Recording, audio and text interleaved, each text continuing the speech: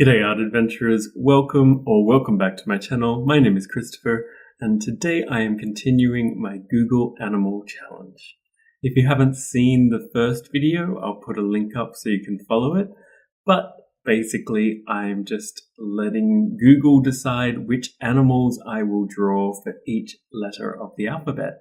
And today you get a 2-for-1. I'm going to do the letters C, and you can see me starting it now. I got camels, and the letter D. So when I got C for camel, I of course started to look up some reference images, and I saw so many different kinds of camels that I just decided I really wanted to draw a few different ones, and then I decided I'll go with a little camel family. So I started off drawing the little baby there with their bizarrely huge long legs when they're little, and the mother, and now in the background a double-humped father. I'm pretty sure in reality they would all be different species of camels, and so they couldn't actually be a family, or different subspecies at least, but in this little drawing they're going to be a family. I realized soon that the mother doesn't quite sit right in terms of how the illustration is set out, so you can see me tinkering there with the proportions and rearranging it where her legs are falling, and same for the father in the background and his hind legs a little bit. But once I get those little details out of the way, I'm able to shift into breaking out my tools for today. And I once again explore a bunch of new materials. The first things are my new Muji gel pens. I do a lot of the line works with those, but also these Pilot Lemmy Erie pens. I'm not quite sure how to pronounce it, but I guess they're more like crayons or weird gel pens. They seem to be somewhat water soluble, so you can see me trying to use my brush there to move them around a little bit, but I'm not having too much success with this paper. I've tried them one other time on another piece of paper, a thicker cardstock, and they moved around a little bit better. But they are definitely super glittery and shiny, and I feel like at the end I get to a point where it sort of works, but I really struggle with both the baby and the mother. So for the father, I decided to shift gears and use some different materials. Those gel marker crayons also make it difficult to do line work on the baby and the mother, so I struggle a bit there as well. And in the end, I decided to just continue with my tried and true bold outline approach of just using a black marker pen. But it's always fun to try new materials and to see if you can get them to work together. I think these gel pens may have worked better if they were the thicker versions or if they were the 0.7s. These are the 0.5 gel pens, but they have a really fine point and seem far more like a 0.3 millimeter to me. When I switch back to using a black marker pen, I feel like I get enough contrast happening to be able to tell that these are actually camels now. And then I'm able to focus on what I'm going to do for the father. And I decide to just go back with something I'm more familiar with, and that is my alcohol markers.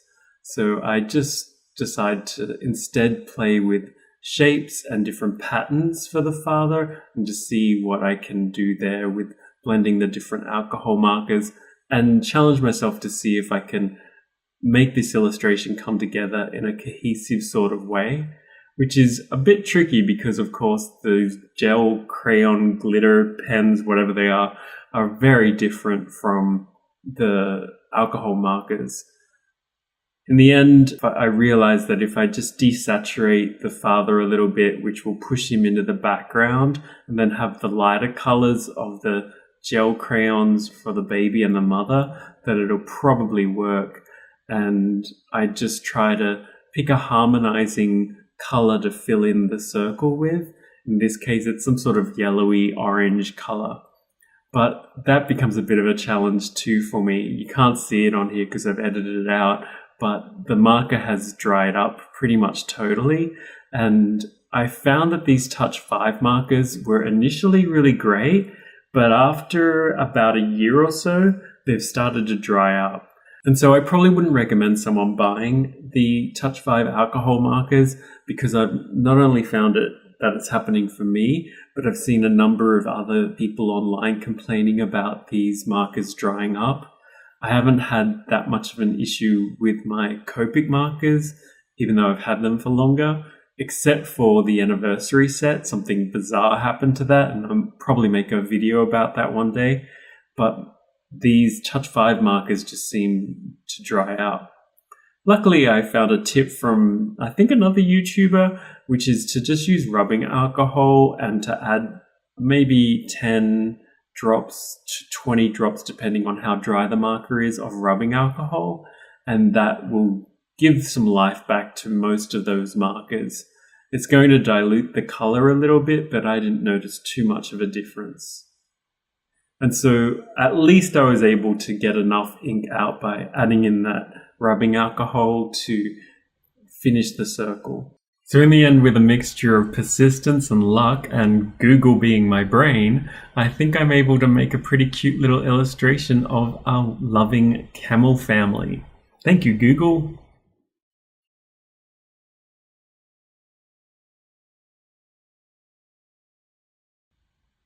And then that allows me to move on to the second letter for today, which is the letter D.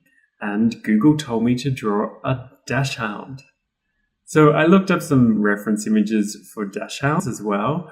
And of course, you get to see when you Google dachshunds, all those little long sausage dogs, or at least in Australia, we call them sausage dogs often. I don't know if they're called that in other places, but that's the slang or common word that we use in Australia for them. That these dachshunds are, so cute, and they have their long bodies, that I just decided to be a bit playful with this drawing and to make it interesting by really, really stretching his body out, making him like a little snake noodle doggy and curling him throughout the circle.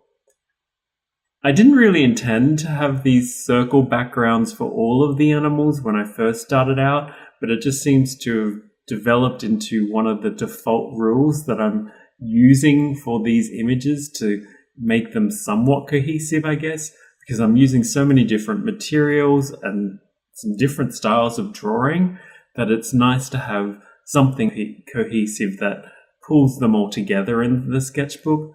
You don't have to do something like that, but I'm just liking the vibe that has. And I think that's also why I'm also defaulting back to doing, or part of the reason why I'm defaulting back to doing those black bold outlines, that it helps to tie all of the different illustrations together. But it's also just, I think, part of my style. I'm trying to explore my style and to push it a little bit, but it's just something that I've gotten really used to without really realizing that when I'm doing fast sketches, I really love to just ink a bold outline in a black pen. And I just really like the graphic look that it has and the huge punch in contrast. With this dachshund, the new materials that I'm trying out are something I've actually tried before, but not for this project. And that is these multicolored crayons that I got once for a Secret Santa. Thank you, Max, for giving me those. I find that they're fun to play with and that they're creating some interesting textures, but it's just really light on this paper.